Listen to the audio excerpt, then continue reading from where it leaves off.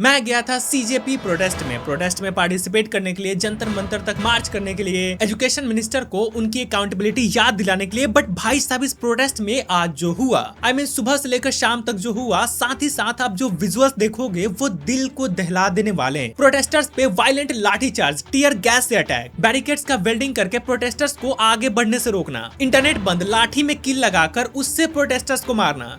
ये लगा ही नहीं कि ये एक 20-25 दिन से चल रहे एक पीसफुल प्रोटेस्ट का अंजाम था। इस वीडियो को आप पूरा जरूर देखना, क्योंकि इस वीडियो में मैं इस प्रोटेस्ट को कैसे हैंडल किया गया इसकी ब्रूटल रियलिटी बताऊंगा। सुबह से लेकर शाम तक क्या हुआ, पुलिस ने कितनी ब्रूटैलिटी दिखाई, प्रोटेस्टर्स को प्रोटेस्ट साइट तक पहुंचने से रोकने के लिए क्या क्या किया गया, फिर प्रोटेस्टर्स को संसद भवन तक पहुंचने से रोकने के लिए क्या किया गया, सरकार ने आखिर प्रोटेस्टर्स से आखिर क्या बात की, क्या इसके बाद अब धर्मेंद्र प्रधान इस्तीफा देंगे या फिर ये लोग प्रूफ कर देंगे कि आप चाहे कुछ भी कर लो, हम तो अपने हिसाब से ही चलेंगे। जंतर मंतर पे हुए इस मैसिव जेंजी प्रोटेस्ट के बारे में सब कुछ जानते हैं डिटेल में इस वीडियो में।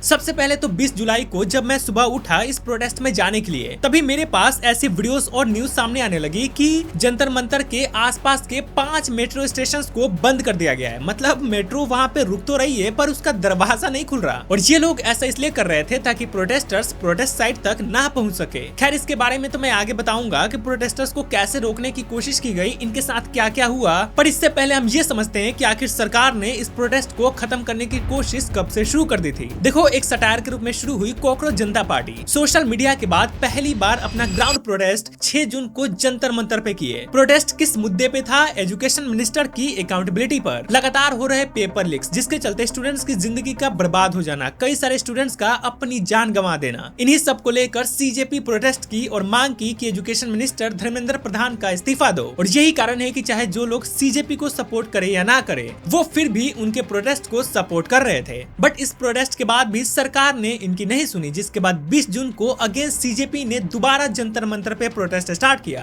मांग सेम थी, धर्मेंद्र प्रधान का इस्तीफा। पर जब सरकार फिर भी अनदेखा कर रही थी, तब सोनम वांगचुक ने इस प्रोटेस्ट को ज्वाइन किया और 28 जून से एजुकेशन मिनिस्टर की अकाउंटेबिलिटी के लिए हंगर स्ट्राइक पे बैठ गए। पर हंगर स्ट्राइक के 11 दिन बाद भी जब सरकार ने इनकी बात नहीं सुनी, तब 8 जुलाई को सोनम वांगचुक ये ऐलान करते हैं कि 20 जुलाई को जब पार्लियामेंट में मॉनसून सेशन शुरू होगा, तब वो प्रोटेस्टर्स के साथ 20 जुलाई को पीसफुल संसद मार्च करेंगे ताकि सरकार इनकी बात सुने, धर्मेंद्र प्रधान का इस्तीफा दे। 17 दिन बीत चुके थे। 14 जुलाई का वो दिन था। सोनम वांगचुक का 8.5 kg वजन घट गया था। उनकी हेल्थ खराब होते जा रही थी। उसके बावजूद भी सरकार ने उनसे या प्रोटेस्टर से कोई भी बात नहीं की। पर जब सोनम वांगचुक की खराब हेल्थ की न्यूज पूरी मीडिया में फैली, तब बहुत सारे इन्फ्लुएंसर्स, एक्टिविस्ट, एक्टर्स इस पर आवाज उठाने लगे, जिसके बाद ये प्रोटेस्ट और भी मैसिव रूप लेता गया। अब इसके बाद भी चाहती तो सरकार प्रोटेस्टर से बात कर लेती, उनकी प्रॉब्लम सुन लेती, बट नहीं, यहाँ तो सरकार किसी और ही मूड में थी। क्योंकि एक दिन ये न्यूज आती है कि पुलिस सिविल ड्रेस में आती है और व्हाइट कपड़ों के आड़ में सोनम वांगचुक को प्रोटेस्ट साइट से उठाकर ले जाती है। एक्चुअली संसद मार्च से ठीक 3 दिन पहले 17 जुलाई को सरकार ने दिल्ली पुलिस कमिश्नर सतीश गोलचा को उनके रिटायरमेंट से 11 मंथ पहले ही हटा दिए और उनके जगह पे अनुराग कुमार को नया चीफ बनाया गया। जिसके बाद अनुराग कुमार ऑफिस में आते ही जंतर मंतर सिचुएशन पे एक मीटिंग बुलाए। फिर 18 जुलाई को 6:30 बजे के आसपास जब अभिजीत दीप के प्रोटेस्ट साइट से सोनम वांगचुक के पास से फ्रेश होने के लिए जाता है, तभी पुलिस वाले सिविल ड्रेस में आते हैं और सफेद कपड़ों के आड़ में सोनम वांगचुक को जबरदस्ती उठाकर ले जाते हैं और उसके बाद सफदरजंग हॉस्पिटल में एडमिट करवा देते हैं और उन्हें खिलाकर मेडिकेशंस देकर उनकी हंगर स्ट्राइक तोड़वाने की कोशिश करते हैं, इस प्रोटेस्ट को खत्म करने की कोशिश करते हैं। और इस पर पुलिस वाले एक्सक्यूज ये देते हैं कि दिल्ली हाईकोर्ट ने कहा है सोनम वांगचुक के हेल्थ का ख्याल रखने के लिए, इसलिए हमने उन्हें उठाकर हॉस्पिटल में भर्ती कराया। अब यहाँ पे मैं पुलिस वालों से कहना चाहूंगा कि कोर्ट ने उनका ख्याल रखने के लिए कहा था ना, तो फिर उन्हें उठाकर ले जाने का क्या सेंस बनता है, जबकि वो खुद जाना नहीं चाहते थे और उनका रेगुलर चेकअप तो हो ही रहा था। इवन जहाँ पे सोनम वांगचुक को एडमिट कराया गया है, वहाँ के खुद डॉक्टर्स कह रहे हैं कि इनका हंगर स्ट्राइक की वजह से कोई भी फेंटिंग हिस्ट्री नहीं है, ये बिल्कुल कॉन्शियस है, इनका pulse, blood pressure, oxygen separation सब कुछ नॉर्मल है, हाँ थोड़ी डिहाइड्रेशन की प्रॉब्लम है। अब डॉक्टर सोनम वांगचुक को खिलाने की कोशिश करते हैं, IV ड्रिप लगाने की कोशिश करते हैं, पर सोनम वांगचुक दवाई लेने से साफ साफ मना कर देते हैं और अपना हंगर स्ट्राइक कंटिन्यू रखते हैं। अब सोनम वांगचुक का इस तरह से उठाकर ले जाने के बाद लोग और ज्यादा आवाज उठाने लगते हैं और ये प्रोटेस्ट और ज्यादा बड़ी बन जाती है, जिसके बाद सोनम वांगचुक के डिटेंशन के बाद Abhijit Dipke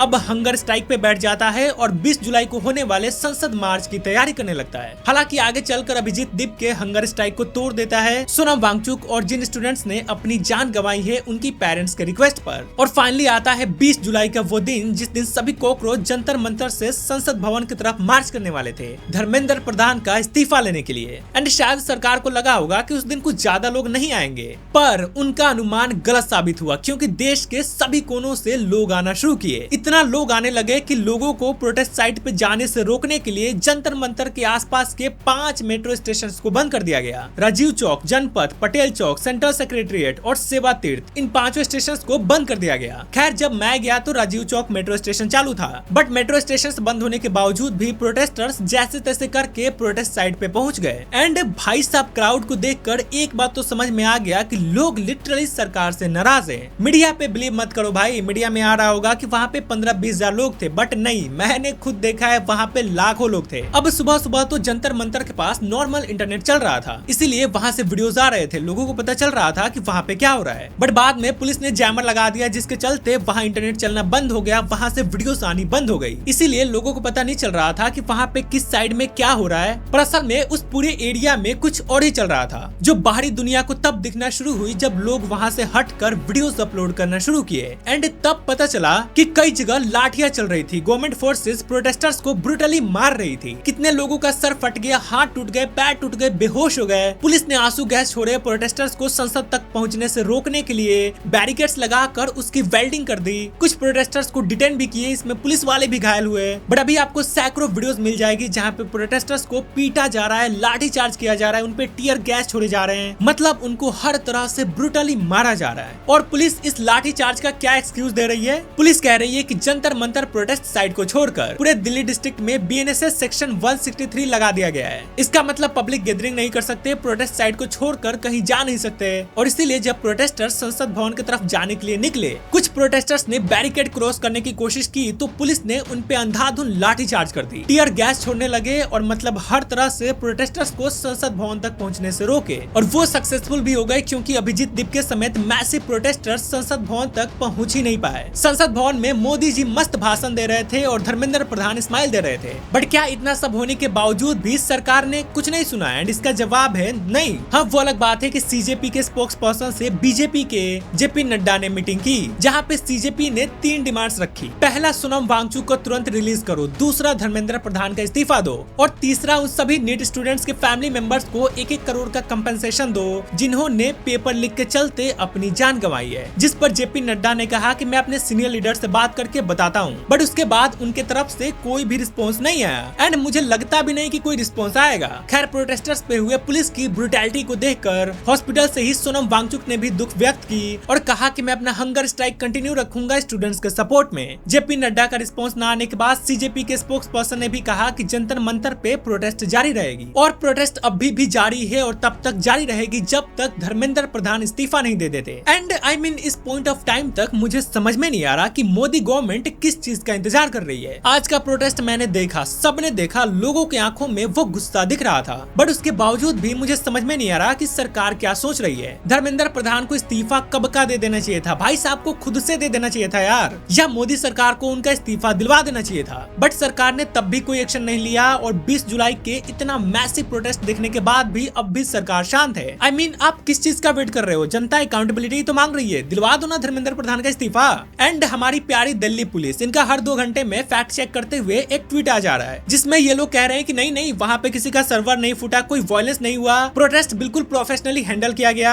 I mean seriously, मैंने खुद कितनी वीडियोस देख ली जिसमें लोगों का सर फट गया है, हाथ फट गया है, पैर टूट गया है, लोग बेहोश पड़े हैं, तड़प रहे हैं, उनका मरने जैसा सिचुएशन हो गया है और आप कह रहे हो कि बिल्कुल प्रोफेशनली हैंडल किया गया। I mean seriously. And Delhi police, आप ही बताओ, आप लोग और आपकी दूसरी फोर्स बिना नेम प्लेट के क्यों घूम रही थी? और पूछने पे बोलते हैं कि गिर गया होगा, क्या एक साथ सबका गिर गया? एंड भाई साहब, ये सिविल ड्रेस में कौन लोग थे जो प्रोटेस्टर्स को मार रहे थे, डंडे लेकर घूम रहे थे? इवन वीडियोस तो ऐसे भी सामने आ रही है जिसमें पुलिस वालों के लाठी में कीले लगी हुई है। मतलब ये क्या चल रहा था भाई? अगर आपको प्रोटेस्टर्स को फिजिकली हैंडल करना भी था तो आप उसके लेग पे मारोगे, बैक पे मारोगे दोगे ना, या फिर उसका सर्वर फोड़ दोगे मारकर। अंत में मैं सीधा गवर्नमेंट से कहना चाहूंगा कि पहली बात, आप इतना इग्नोरेंट मत बनो। एक तो आप अकाउंटेबिलिटी नहीं लेते, और जब लोग प्रोटेस्ट करते हैं तो आप लोग प्रोटेस्ट को कैसे हैंडल कर रहे हो। पता है, आप लोग के लापरवाही की वजह से वहाँ पे स्टैम्पीड हो जाता और सैकड़ों लोग मारे जाते। क्योंकि भाई मैंने खुद देखा कि वहाँ पे मैक्सिमम लोग कंफ्यूज थे कि कहाँ जाना है, क्या करना है, क्योंकि इंटरनेट बंद था, कम्युनिकेशन नहीं हो पा रही थी। ऊपर से भीड़ बहुत ज्यादा थी, और उसमें भी आपकी पुलिस ने बड़े बड़े बैरिकेड्स लगाकर उसका वेल्डिंग करके